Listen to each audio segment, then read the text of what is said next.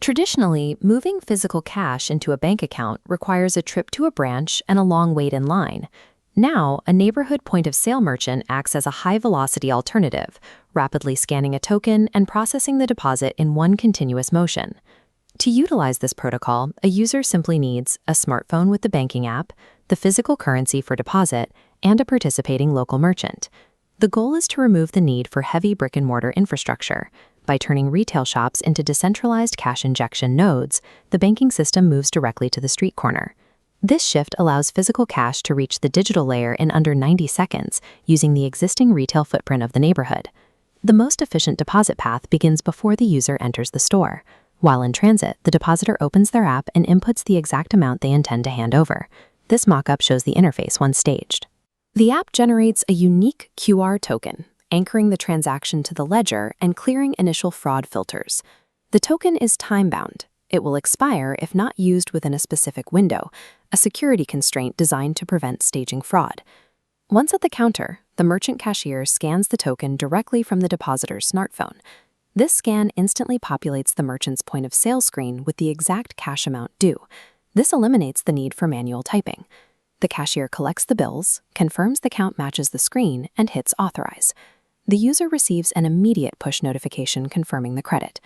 Pre-staging the transaction digitally removes the risk of manual fat finger errors. It results in a verified digital credit without the need for paper receipts.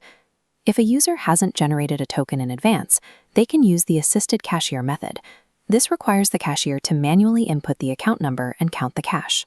Because of the manual steps, this method has higher friction and a greater statistical risk of entry errors. A second alternative is the self-service kiosk. Located inside the merchant property, these units allow users to feed bills directly into an automated authenticator. This logic flowchart shows the oversight trigger protocol.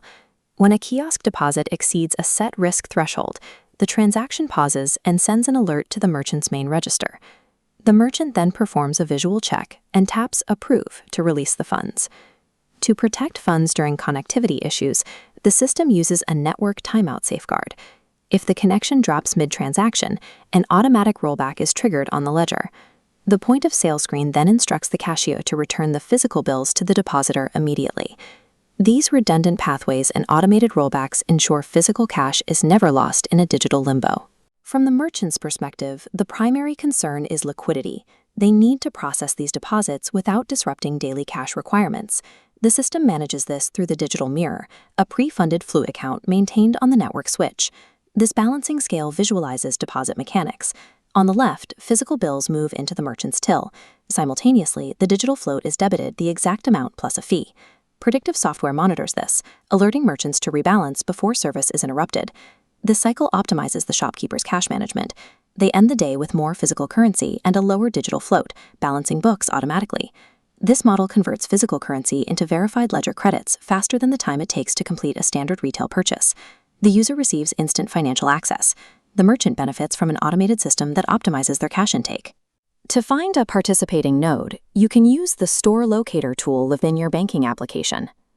By utilizing neighborhood storefronts as decentralized nodes, this network provides a scalable pathway for physical cash to enter the digital economy.